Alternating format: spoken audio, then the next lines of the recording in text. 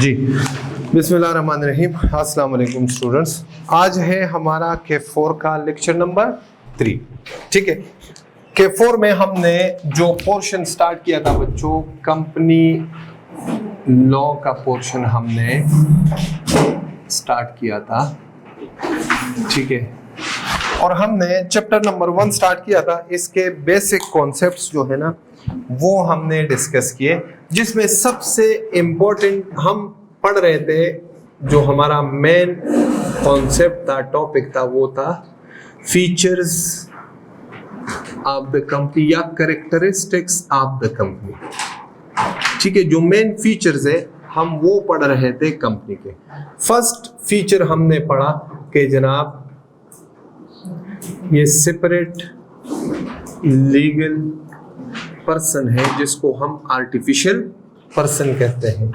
फिर दूसरा हमने पढ़ा कि इसके ऊपर लिमिटेड लायबिलिटी का कॉन्सेप्ट एप्लीकेबल है मेंबर्स के ऊपर। ठीक है, कल हमने डिस्कस किया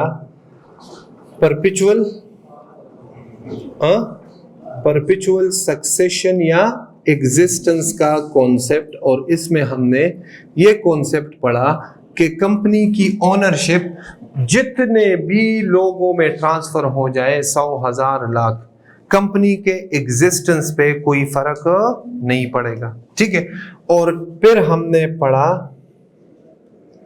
शेयर कैपिटल, और इसी के साथ हमने शेयर होल्डर और मेंबर्स का कॉन्सेप्ट भी समझ आ रही है बच्चों। ये पढ़ा था ना कि कंपनी के कौन से कंपनी के ओनर्स को हम शेयर होल्डर भी कह सकते हैं, मेंबर भी कह सकते हैं।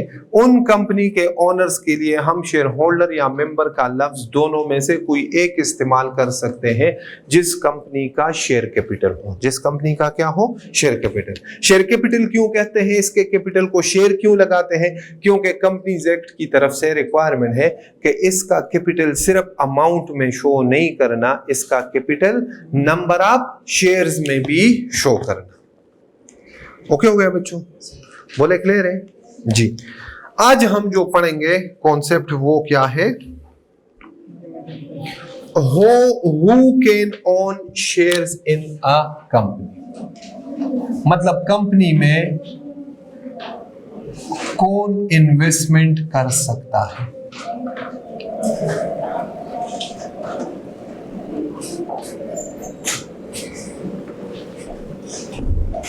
ठीक है बच्चों? हाँ,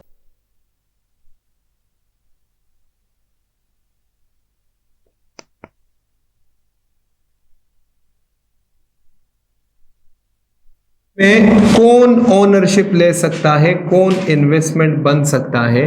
तो कंपनी में हमने बच्चों जो पर्सन पढ़ा ना, दो तरह से पढ़ा। अच्छा, कुछ बच्चे पर्सन को टैक्स वाला पर्सन समझेंगे, जिन्होंने टैक्स पढ़ा है। हम टैक्स नहीं पढ़ रहे। कंपनी में हमारे पास एक होगा नेचुरल पर्सन। कौन सा पर्सन? नेचुरल। और दूसरा आर्टिफिशियल। आर्टिफिशियल पर्सन कौन है? कंपनी। समझ आ रही? तो लॉ कहता है कि जनाब एक कंपनी में जो ओनरशिप है, मतलब अगर कोई कंपनी है और उसमें इन्वेस्टमेंट करनी हो, तो ये इन्वेस्टमेंट दोनों लोग कर सकते हैं। नेचुरल पर्सन भी कर सकता है और आर्टिफिशियल पर्सन भी कर सकता है। तो मतलब पर्सन कोई भी हो, आर्टिफिशियल या नेचुरल। ठीक है, कल पढ़ा था ना कि आर्टिफिशियल कंपनी जो है इज सेम लाइक इंडिविजुअल्स। ये स्टेटमेंट लिखी थी मैंने, अंडरलाइन करवाई थी, लिखी थी। मतलब उसको लॉ जैसे हमें ट्रीट करता है पर्सन, इसके बाद जब सेपरेट लीगल पर्सन है, इस पे 2 दिन हमने डिस्कशन किया। ठीक है, जब कंपनी को सेपरेट लीगल पर्सन ट्रीट करती है, तो जो हम करते हैं, देखो हमारे एसेट्स हमारे लायबिलिटीज हमारे टैक्स पेमेंट की रिस्पॉन्सिबिलिटी हमारी।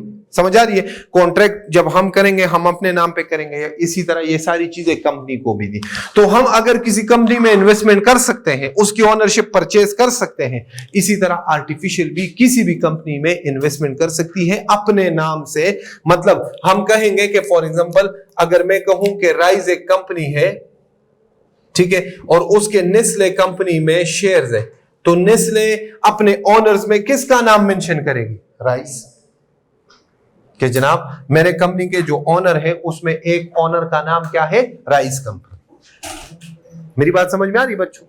बच्चों क्लियर है ना? और अगर इधर जो है ना अजमल के शेयर्स है एज अ नेचुरल पर्सन, तो इस लिस्ट में नेस्ले कंपनी के जो ओनर्स की लिस्ट है उसमें एक राइस कंपनी आ रही होगी, दूसरा कौन आ रहा? अजमल। अजमल नेचुरल पर्सन है, राइस आर्टिफिशियल पर्सन। समझ आ रही है?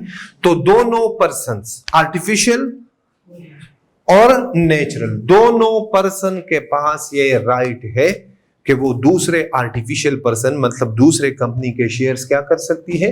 परचेज कर सकती है, बाय कर सकती है, ओन कर सकती है। ओके हो गया बच्चों? बोले अगला ट्रांसफर ऑफ ओनरशिप, ये तो कल हमने पढ़ा था। परपेचुअल सक्सेशन पढ़ा था ना? Transfer of ownership, share certificate पढ़ा था। परपेचुअल सक्सेशन में पढ़ा ही नहीं था। शेयर सर्टिफिकेट ओनरशिप पे शेयर सर्टिफिकेट क्या है? जिस पे लिखा हुआ होगा कि अब्दुर्रहमान हमारे कंपनी का, वो शेयर सर्टिफिकेट है। वो क्या चीज है? Share certificate. जी आगे परपेचुअल सक्सेशन भी पढ़ लिया। आज है कॉन्सेप्ट ऑफ लिमिटेड लायबिलिटी। जी बच्चों, लिमिटेड लायबिलिटी का कॉन्सेप्ट समझते हैं, ठीक है?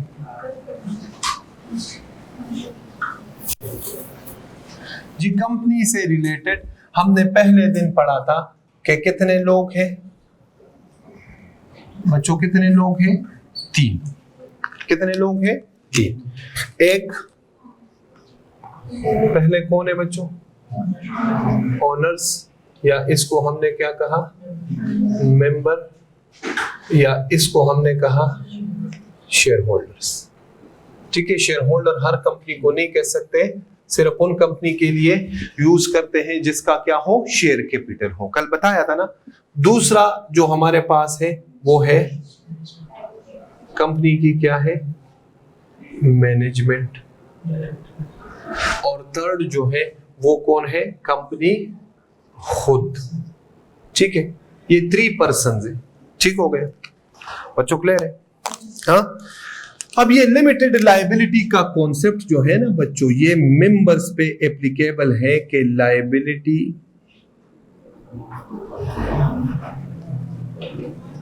Of the members is limited. अच्छा, लिमिटेड कहां तक होगी? कोई लिमिट, अगर लिमिटेड लफ्ज इस्तेमाल किया तो कोई लिमिट तो बताया होगा ना। तो लिमिट क्या है? वो लिमिट भी बता रहा हूं। Liability of the members is limited up to their, क्या बच्चों? Up to their investment. Up to their investment. Okay हो गया? Up to their investment. For example मैंने एक कंपनी में 10 लाख रुपए इन्वेस्ट किया, ठीक है, और कंपनी लॉस में चली गई, कंपनी बंद हो गई, तो मैक्सिमम क्या हो सकता है? मेरा 10 लाख रुपए डूब सकता है। कम से कम कंपनी के लायबिलिटीज के लिए मैं घर से और पैसे नहीं लेके जाऊंगा कि जनाब कंपनी के 10 लाख रुपए से काम नहीं चला, कंपनी के लायबिलिटीज तो 15 लाख है, 5 लाख। भाई ऊपर 5 लाख कंपनी जाने और कंपनी का काम जाने, मेरा मैक्सिमम क्या हो सकता है? जो मैंने इन्वेस्ट किए हुए हैं पैसे, वो क्या हो जाएंगे? डूब जाएंगे। समझ आ रही है बच्चों? बोले क्लियर है? ओके हो गया? Up to their investment. Okay हो गया? इधर आ जाए मैनेजमेंट। मैनेजमेंट की लायबिलिटी क्या है बच्चों? बच्चों क्या है? लिमिटेड। लेकिन इसके लिए क्या रखिए बच्चों? क्या रखिए? कंडीशन के जनाब ये कंपनी के लायबिलिटीज के लिए डायरेक्टर्स, मैनेजमेंट को हमने क्या पढ़ा था कि कौन है? कंपनी के डायरेक्टर्स कंपनी के लायबिलिटी के लिए लायबल नहीं होंगे, लेकिन शर्त रखी, कंडीशन, कि ये एक्ट कर रहे हो ये मैनेजमेंट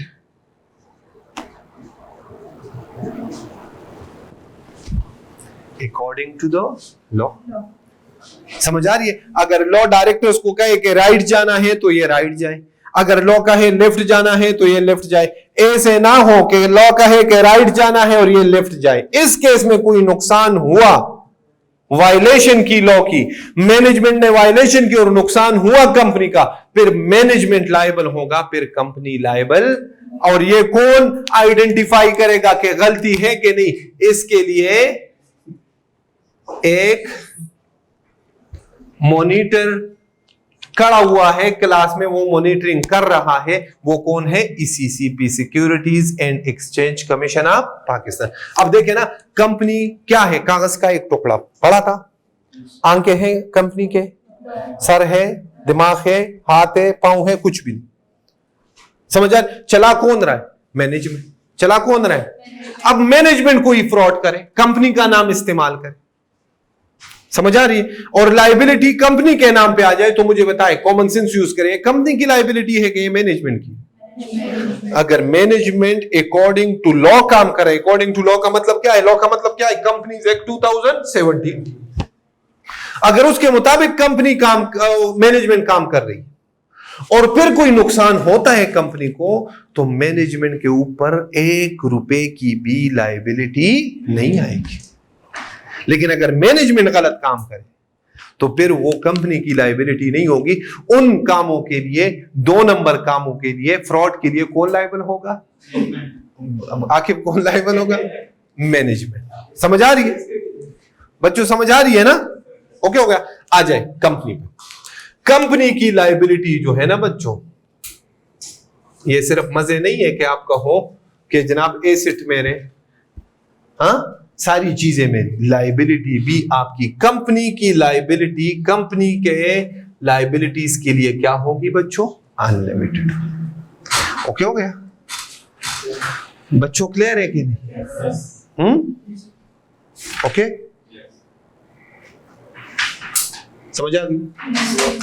अच्छा, अब इधर आज क्या है? ऑनर्स की लायबिलिटी क्या है? हाँ, लिमिटेड है। लिमिटेड है कहां तक? इसकी एक एक्सेप्शन है कि अगर ये वाला केस होना तो मेंबर्स कंपनी को फिर पे करेंगे। एक्सेप्शन किसे कहते हैं? एक्सेप्शन कि ये नॉर्मल रूल इस केस में एप्लीकेबल नहीं होगा। लायबिलिटी क्या है? लिमिटेड। इस केस में लायबिलिटी लिमिटेड नहीं होगी, इस केस में देना पड़ेगा। ये भी लिमिटेड है लेकिन थोड़ी सी बढ़ जाएगी। क्या हो जाएगी? लायबिलिटी बढ़ जाएगी। कैसे? इधर देखो,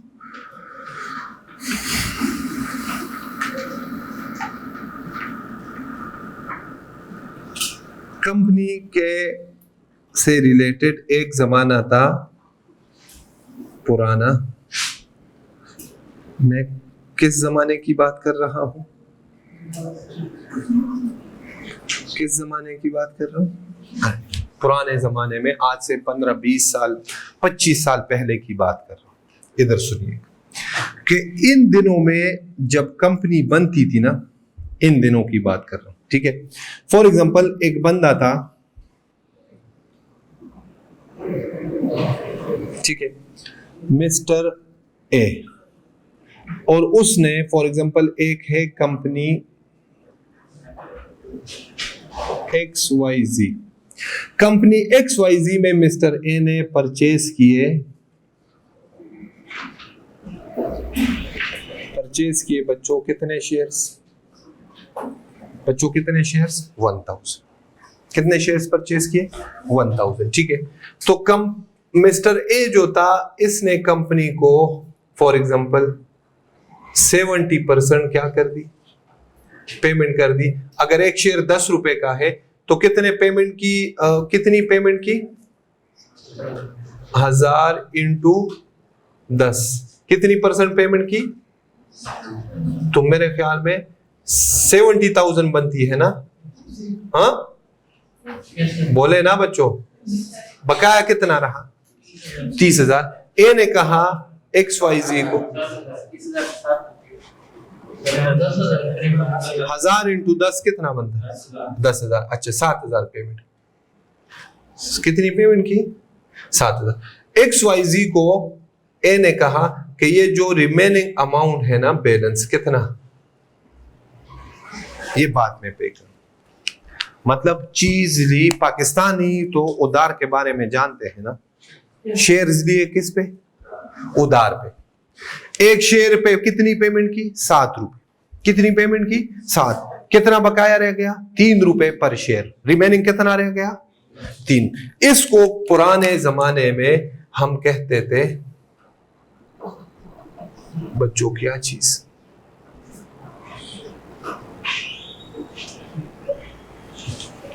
क्या कहते थे, पार्टली पेड शेयर्स। इसको क्या कहते थे, पार्टली पेड शेयर्स। ओके हो गए। अब ये कंपनी चलते चलते चलते नुकसान हो गया और कंपनी चली गई किस में, बच्चों कौन से प्रोसेस में चली गई, वाइंडिंग अप का मतलब क्या है, कंपनी क्या हो रही है, क्लोज। इस केस में कंपनी, ये देखो ये वैसे कॉमन सेंस है, ये कोई लाइबिलिटी वो एक्स्ट्रा अमाउंट पे नहीं कर रहा। भैया इधर सुने, मैंने आपसे ये नोट्स परचेज किए 10 रुपए के, मैंने 5 रुपए दे दिए। ये 5 रुपए आप बाद में मुझसे मांग रहे हो, तो ये मेरी कोई एक्स्ट्रा लाइबिलिटी है कि ये मेरी प्रीवियस लाइबिलिटी, मैंने कमिटमेंट की थी ना, तो ये कोई एक्स्ट्रा लाइबिलिटी नहीं है। लॉ कहता है XYZ को कि जिस मेंबर्स ने, जिन ओनर्स ने, जिन शेयर होल्डर्स ने आपको पैसे देने हैं शेयर्स के ऊपर, एट द टाइम आप वाइंडिंग अप उनसे ये पैसे, अगर ना दे तो ये अंकल कह रहे हैं मुझे बता दो मैं दिलवा दूं। समझ आ रही है, कंपनी किस में जा रही है, वाइंडिंग अप। XYZ ने ए को कहा जनाब 3000 रुपए आपको हमारे कंपनी के रहते हैं वो दे दे। XYZ ने कहा जनाब मेरी तो लाइबिलिटी लिमिटेड है, मैं तो मेंबर हूं। कहते हैं बिल्कुल, ये कॉन्सेप्ट तो अभी भी एप्लीकेबल, लेकिन क्या ये कंपनी की लाइबिलिटीज के लिए वो पेमेंट मांग रही है, कंपनी अपनी पेमेंट मांग रही, अपनी पेमेंट मांग। तो लॉ कहता है अगर मेंबर्स के पास आज भी ऐसे मेंबर्स हो जिनके पास किसी कंपनी 20-25 साल पुराने कंपनी के शेयर्स पार्टली पेड हो, तो उनसे अगर कंपनी पैसे मांगे तो द मेंबर या ओनर या shareholder is bound to pay that amount. उसके लिए वो क्या है, लायबल। जब वो पे कर दे फिर उनकी आगे कोई लायबिलिटी नहीं। ओके हो गया, बोले बच्चों। आजकल जो है ना करंट, ये बात क्लियर हो गई। आजकल पार्टली पेड शेयर्स के ऊपर क्या है बच्चों,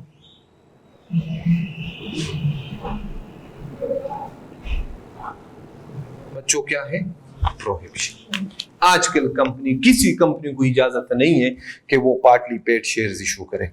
अगर 7000 एक बंदे के पास है तो लॉ कहता है उसको 7000 डिवाइडेड बाई 10 कितने शेयर्स बन गए, 700। 1000 शेयर्स लेने की जरूरत नहीं है, जितने पैसे हैं उतने पैसों के शेयर्स दे। 1 रुपए भी कंपनी ने मेंबर्स की तरफ नहीं छोड़ना। ये किसने प्रोहिबिशन लगाई है बच्चों, किसने लगाई है, लॉ ने। लॉ का नाम क्या है, कंपनीज एक्ट 2017। ओके हो गया। लिखे प्रोहिबिशन वर्सेस रिस्ट्रिक्शन, लिखे बच्चों प्रोहिबिशन वर्सेस रिस्ट्रिक्शन। नहीं, वो तो देखो ना, जब उसने जो कमिट किया है उसी पे होगा, वही पे होगा जो उसने कमिट किया है, जो उसका रहता है। शेयर कैपिटल की अमाउंट तो वही है ना, 10 रुपए। वो ऊपर वाला तो प्रीमियम, वो तो प्रॉफिट या लॉस है, वो तो उसके पास भी आएगा, वो तो ऑनर है।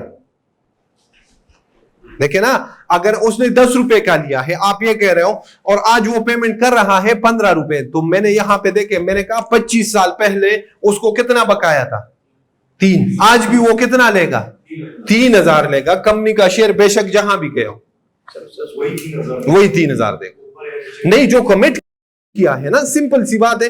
मैं आपसे एक चीज उधार पे लेता हूं, एसी 1 लाख रुपए का, मैं 10 साल बाद आपको पैसे दूंगा तो 1 लाख दूंगा कि नहीं? उस दिन 10 साल बाद एसी 5 लाख है, 5 लाख दूंगा। कॉमन सेंस 1 लाख ही दूंगा ना, कितने दूंगा जो देने। कमिटमेंट शेयर्स में इतनी शेयर्स में लूंगा पैसे। नहीं ऐसे नहीं, ये कोई कमिटमेंट है ही नहीं लॉ कि मैं लूंगा फ्यूचर में। बिजनेस लॉ आपको पहले क्यों पढ़ाया जाता है? An agreement to enter into a contract in future is void. भाई पढ़ा है क्या? नहीं पढ़ा इंशाल्लाह, मतलब नहीं पढ़ा। हाँ पढ़ा है, मर्केंटाइल लॉ में पढ़ा है ना। ये कमिटमेंट करना कि आज आप मुझसे कहो सर मैं आपसे अगले सेशन में इंशाल्लाह ये वाला पेपर पढ़ूंगा, लॉ कहता है ये जो आप कह रहे हो ना to enter into a contract in future, ये वाइड है। समझ आ रही है? ये कोई कमिटमेंट है ही नहीं कि मैं ले लूंगा तो जब लोगे उस टाइम बात करेंगे। आज कोई उसकी स्टेटस कोई वैल्यू नहीं। हाँ मिलेगा ना, वो तो ऑनर है। ऑनर वो कितने शेयर्स का है बच्चों? देखो 1000 का। मजे उसने कितने शेयर्स के लिए? 1000 के। तो पेमेंट भी कितने शेयर्स का करेगा? 1000 का। समझ आ रही है जी? इधर आज बच्चों 2 तरह के लफ्ज लॉ में इस्तेमाल होते हैं, यूज होते हैं, बिजनेस लॉ में भी बताया था, इधर पर नोट करें। एक है रिस्ट्रिक्शन। ये रिस्ट्रिक्शन जो है ना, ये कंडीशनल पाबंदी होती है, मतलब इसके कुछ कंडीशंस होते हैं, अगर आप वो फुलफिल करें तो ये रिस्ट्रिक्शन परमिशन में कन्वर्ट हो सके। कुछ रिक्वायरमेंट्स होती है। जब लफ्ज प्रोहिबिशन आ जाए ना, ये कभी भी परमिशन में चेंज नहीं हो सकती, नेवर। इसके लिए कोई भी कंडीशन आप फुलफिल करें तो ये बच्चों बोले ये कभी भी परमिशन में कन्वर्ट नहीं। नोट करें शाबाश।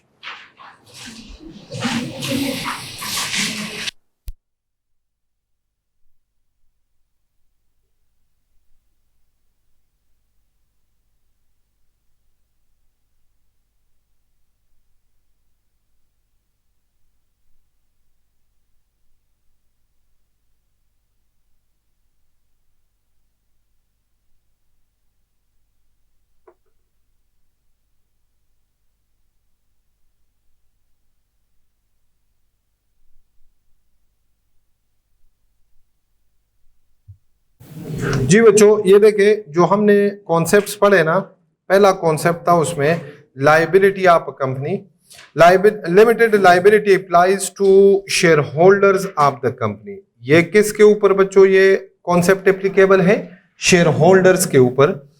इसको जूम करें कि नजर आ रहा, ठीक है? मैं ना भी आऊं बेशक कोई मसला। It does not apply to the company itself. A company is fully liable for all its debts। जो मैंने बताया कि कंपनी की लाइबिलिटी बच्चों लिमिटेड नहीं होगी। कंपनी के जितने भी डेट्स है उसके लिए कंपनी 100% लाइबल होगी। Just as any natural person is fully liable for the debts that he और she incurs. Liability of directors. The directors and other officers of a company act on behalf of the company as an agent and provided that they act within their powers in accordance with the law। करे directors या management की company के liabilities के लिए कोई liability नहीं होगी, लेकिन शर्त क्या रखी? मैंने कहा कंडीशन है। क्या कंडीशन है? कि वो अकॉर्डिंग टू लॉ एक्ट कर रहे हो। And they will not be personally liable for debts of the company. Liability of members. The concept of limited liability applies to the owners, members of the company. The liability of the owners of a company for the debts of the company is limited to the amount of their investment in the company, and they don't have to pay any other amount in case of insolvency. Insolvency कहते हैं winding up को या फिर कि company बंद हो रही हो, ठीक है जी। Liability of members in case of partly paid shares. Exception बताया ना, there is an exception to this rule of no further liability but only when the shares issued by a company have not yet been fully paid up. Okay हो गया बच्चों? Clear है? आगे क्या है? How creditors are warned. ये light ऑन करो बच्चे, लाइट्स ऑन करो। हाउ क्रेडिटर्स आर, ये आसान सा कॉन्सेप्ट है। अच्छा बच्चों, हम जब कभी वो भी ऑन करो, जब कभी कंपनी बच्चों रजिस्टर कराते हैं ना, कंपनी क्या कराते हैं बच्चों? बच्चों क्या कराते हैं? तो जैसे कल हमने पढ़ा ना कि जब कंपनी की रजिस्ट्रेशन कराते हैं, जो कल हमने पढ़ा विद कैपिटल और विदाउट कैपिटल, तो इधर जो ओनर्स है उनके पास ये भी ऑप्शन है कि इन्होंने लिमिटेड लायबिलिटी कंपनी रजिस्टर, आगे पढ़ेंगे, लेकिन सिर्फ ये कॉन्सेप्ट इन्होंने इधर यहां किया है ना, पूरे डिटेल में पढ़ेंगे टाइप्स ऑफ कंपनीज, या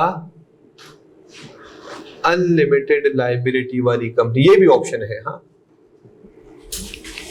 कौन सी कंपनी रजिस्टर करानी है, लिमिटेड या अनलिमिटेड? अगर ये वाली करनी हो ना तो फिर आपको कंपनी रजिस्टर कराने की जरूरत नहीं है। कंपनी का कल भी बताया था कि सबसे तगड़ा, सबसे पावरफुल, सबसे इंपॉर्टेंट फीचर जो है वो है लिमिटेड लायबिलिटी। कि एक बंदा कहता है यार पैसे तो मेरे खर्च हो गए, कम से कम जो पैसे खर्च किए ये डूब जाएंगे, कल अगर कंपनी ने पैसे नहीं दिए कोई मेरे घर तो नहीं आएगा ना, पर्सनल लायबिलिटी तो नहीं है ना, समझ आ रही है? अभी पढ़ा लायबिलिटी क्या है, लिमिटेड। तो कंपनी का जो सबसे मेन फीचर है वो यही है। अगर आपने कंपनी में ये नहीं रखना तो भैया, अगर आपने अनलिमिटेड कंपनी रजिस्टर करानी है तो आप पार्टनरशिप बिजनेस कर लो, आप सोल प्रोप्राइटरशिप बिजनेस कर लो, कंपनी रजिस्टर कराने की क्या जरूरत है? मसले मसाइल में खुद को उजाल रहे हो तो वो कंपनी एज अ कंपनी ना चलाओ, ऐसे बिजनेस कर लो, एज अ पार्टनरशिप कर लो। अनलिमिटेड लायबिलिटी कंपनी का आपको पूरी दुनिया में बात कर रहा हूं, पाकिस्तान में कोई एग्जांपल नहीं है, पूरी दुनिया में एक या दो कंपनीज ऐसे हैं जो कि अनलिमिटेड लायबिलिटी वाले हैं, इसके अलावा आपको कोई एग्जांपल नहीं मिलेगा, क्योंकि कंपनी का सबसे तगड़ा, सबसे मेन फीचर कौन से वाला है, लिमिटेड लायबिलिटी। के मेंबर्स की, ओनर्स की लायबिलिटी क्या होगी, लिमिटेड। ओके हो गया। अब जब लिमिटेड है तो क्या मुझे और आपको पता है पब्लिक को कि इस कंपनी की लायबिलिटी लिमिटेड है या अनलिमिटेड? पता है। लॉ ने कंपल्सरी किया हुआ है। क्या किया हुआ है? अभी तक आपको पता नहीं था, अब इंशाल्लाह आज आप घर जाओगे तो आप बोर्ड पढ़ते जाओ। क्या किया हुआ है बच्चों, क्या किया हुआ है? मस्ट कि जो भी लिमिटेड लायबिलिटी वाली कंपनी है वो अपने नाम के साथ जहां पे भी वो अपना नाम मेंशन करेंगे, वो बाहर बोर्ड हो, वो ऑफिस के बाहर बोर्ड हो, वो ऑफिस के अंदर कोई चीज हो, वो कोई डॉक्यूमेंट हो, वो कोई वेबसाइट हो, नाम के साथ लिमिटेड या LTD, B stands for limited, ये क्या करना है बच्चों? मेंशन करना है। क्या है ये? कोई ऑप्शनल चीज है? क्या है? कंपल्सरी है। क्या मेंशन करना है नाम के साथ? लिमिटेड या एलटीडी। इससे हमें पता चलेगा कि इस कंपनी के मेंबर्स की लायबिलिटी क्या है, लिमिटेड। अब ऊपर राइज का बोर्ड लगा हुआ है, उसके साथ आपने अक्सर ऐसे बोर्ड भी देखे होंगे, राइज एंड कंपनी, सीओ लिखा होगा, लिखा है। हमारे ऑडिट फर्म्स जो है, जो आर्टिकल, क्या लिखा है? Abdurrahman and company. Abdurrahman and को क्या कंपनी है? मतलब एक चीज हमने सीख ली कि भैया कंपनी का नाम लगाने से कंपनी नहीं बनती। किस चीज से कंपनी बनती है? कंपनी का पता कहां से चलेगा? अगर ये एज अ कंपनी रजिस्टर्ड है और इसकी लायबिलिटी लिमिटेड है तो नाम के साथ कंपल्सरी है, मस्ट है कि वो कंपनी जहां पे भी अपना नाम मेंशन करेगी उस नाम के साथ लिमिटेड का लफ्ज ऐड करेगी वो कंपनी। ये कंपल्सरी है। और ये किसके लिए किया है लॉ ने? हमारे लिए, पब्लिक के, कि जब हम राइस के साथ डील कर रहे हो, राइस के साथ आ रहा हो राइस प्राइवेट लिमिटेड या राइस लिमिटेड या प्राइवेट लिमिटेड, पीवीटी लिमिटेड आ रहा होता है, या वो आगे पढ़ेंगे, ठीक है, वो कल पढ़ेंगे कि पीवीटी कब लगाते हैं या प्राइवेट कब लगाते हैं, एसएमसी, वो सारी चीजें पढ़ेंगे। आज आपने क्या, अगर राइस के नाम के साथ आखिर में लिमिटेड आ रहा हो, आगे कुछ भी लिखा हो, इसका मतलब यह है कि राइस लिमिटेड लायबिलिटी वाली कौन सी है? कंपनी। समझ आ रही है? एक रक्शे वाला अपने रक्शे के पीछे लगा दे फला रक्षा एंड कंपनी, ठीक है। अब हम जाते थे ना, हम जब छोटे थे तो हम पेशावर सिटी या इस्लामाबाद आते या पिंडी जाते थे, ये बंद कर दो, जहां भी जाते थे ना, ठीक है, तो हम किसी फैक्ट्री में जाते थे तो वापस आते थे, ओहो यार, आज भी आप देख लो, हमारे सीधे साधे लोग हैं, जैसे आप लोगों को, आपने पीआरसी में कंपनी पढ़ा था, आपने टैक्स में कंपनी का लफ्ज पढ़ा था, आपने तकरीबन अकाउंटिंग में कंपनी का लफ्ज पढ़ा होगा, लेकिन आपको कंपनी का पता नहीं था। आपको खुद आज पता चल रहा है कि अच्छा कंपनी तो कोई और बला का नाम है जो हम किसको कंपनी कहते थे? हम कारोबार को कंपनी कहते थे। इधर कोई आ जाए, हमारे गांव के लोग सीधे साधे राइज में आ जाए, गांव जाएंगे, वो कहेंगे यार अब्दुर्रहमान की तो बहुत बड़ी कंपनी है, कारोबार, ठीक है। फैक्ट्री को, मैन्युफैक्चरर को, जिसकी फैक्ट्री होती थी शहर में, हम जाते थे यार, मैं खुद कहते यार बहुत बड़ी कंपनी है, समझ आ रही? बिल्डिंग, बड़े बिल्डिंग में ऑफिस होता था, यार वो तो बहुत बड़े कंपनी में बैठा हुआ है, समझ आ रही है? तो कंपनी बच्चे ना बिल्डिंग का नाम है ना कारोबार का नाम है, कंपनी एक स्टेटस है, और ये स्टेटस रजिस्ट्रेशन प्रॉपर एक रिक्वायर्ड प्रोसीजर है, उससे आता है। और कंपनी का नाम लगाने से कोई कारोबार कंपनी कब बनती है? जब उसके साथ क्या लगा हुआ हो। और लिमिटेड, मैं राइस के साथ लगा लूं लिमिटेड या अनलिमिटेड या एलटीडी, तो बन जाएगी? नहीं, फिर भी नहीं बनेगी। एक रिक्वायर्ड प्रोसीजर है, जब वो फुलफिल करेंगे तो लॉ की तरफ से फिर मस्ट है कि इस कंपनी के नाम के साथ क्या लफ्ज आना चाहिए। अगर ये कौन सी कंपनी आपने रजिस्टर कराई है? लिमिटेड, तो क्या लगाना है? लिमिटेड या एलटीडी। आगे है law and governance of a company, पहले लिखा हुआ रिलेवेंट लॉ। रिलेवेंट लॉ क्या है बच्चों? Companies act 2017। आगे क्या है? Memorandum of association and articles of association. इसके साथ अभी सिर्फ लिखे, एक मेमोरेंडम है, एक आर्टिकल्स ऑफ एसोसिएशन है, दोनों के साथ लिख ले, हमारे कंप्लीट टॉपिक है। कहां पे पढ़ेंगे? चैप्टर 2। और साथ लिखे कि ये क्या चीज है? ये दोनों डॉक्यूमेंट्स है, किसके? नहीं, कंपनी के। ये किसके डॉक्यूमेंट्स है बच्चों? कंपनी के दो डॉक्यूमेंट्स है, जो हम इंशाल्लाह पूरे कवर करेंगे। पूरे टॉपिक है, तकरीबन एक एक लेक्चर हमारा एक एक डॉक्यूमेंट के ऊपर है, पूरे घंटे का, ठीक है। तो ये डॉक्यूमेंट्स है कुछ इंपॉर्टेंट कंपनी के, इंशाल्लाह कौन से चैप्टर में पढ़ेंगे? चैप्टर नंबर 2 में। तो अभी चैप्टर नंबर 1 में कहीं पे भी आ रहा हो ना मेमोरेंडम ऑफ एसोसिएशन या आर्टिकल्स ऑफ एसोसिएशन, आपने सिर्फ नाम पढ़ना है, बाकी आपने इस पे कंफ्यूज हो नहीं होना। ओके हो गया बच्चों? क्लियर? जी जी अजमल बोले कि नहीं कि ये लिमिटेड लाइबिलिटी कंपनी है। लिमिटेड इस वजह से ये पब्लिक के लिए इन्होंने ऐड किया है लॉ ने, कि मैं और आप अगर कभी किसी कंपनी के साथ डील करें, अजमल, तो इस ये नाम से पता चलेगा, लिमिटेड नहीं, वो अनलिमिटेड ऐड करेगी ना साथ, वो नहीं है। मैंने कहा वो लोग करते ही नहीं है, समझ आ रही है? फिर वो अपने नाम के साथ यही मेंशन करेगी कि हमारी लाइबिलिटी क्या है? अनलिमिटेड है। उसमें हमें नुकसान नहीं है, वो शो करे या ना करे, इसमें हमें नुकसान नहीं है। अगर इधर सुने, अगर कंपनी के ओनर्स की लाइबिलिटी अनलिमिटेड हो ना, तो पब्लिक का कोई नुकसान नहीं। अगर कौन सी वाली हो तो फिर हमारा नुकसान। कैसे? फिर हमें लाइबल कौन होगा? कंपनी ओनर्स नहीं होंगे। तो जब लिमिटेड लाइबिलिटी कंपनी होना, तो उसके साथ आपने अक्सर देखा होगा यूफोन के, यूफोन के एडवर्टाइजमेंट आपने देखी होगी। ये मैं टेली कम्युनिकेशन की इसलिए बात कर रहा हूं, इसमें नीचे जो है ना लिखा होता है, समझ आ रही है, टर्म्स एंड कंडीशंस, या लिखा लिमिटेड आ रहा होगा इसके साथ, समझ में आ रही बात? तो इसके लिए अगर कभी कोई वायलेशन हो तो ओनर्स हमें लायबल नहीं होते। अब देखे ना, अब नेस्ले का ओनर हो सकता है हमारे दरमियान में कभी बैठा हो, ठीक है, नेस्ले का प्रोडक्ट खराब होता है तो हम ओनर के पीछे जाते हैं कि कंपनी से क्लेम करते हैं। मेरी बात समझ? वो आराम से मजे कर रहा है, बस प्रॉफिट ले रहा है, खा रहा है, ज्यादा से ज्यादा मैक्सिमम उसका क्या हो सकता है? इन्वेस्टमेंट डूब सकती है, उससे कोई बंदा क्लेम नहीं करेगा। वजह क्या है? लिमिटेड। ओके हो गए बच्चों? क्लियर है? ओके जी, अल्लाह हाफिज।